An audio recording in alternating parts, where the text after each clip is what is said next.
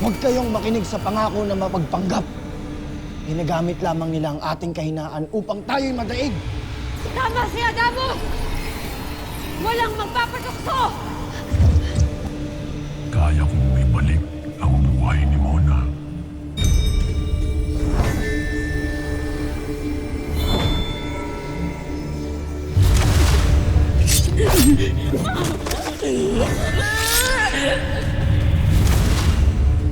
Kung gaano ko kadaling binawi ang kanyang buhay, ay ganun din kadali ang ibalik ko ito.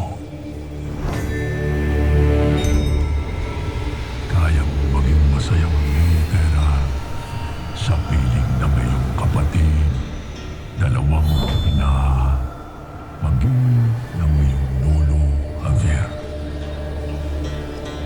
Anak!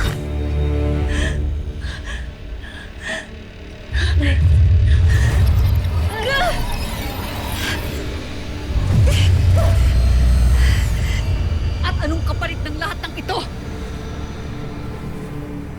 Ang ipahamak ang dalawang mundo! Hindi mangyayari yun, Gargan!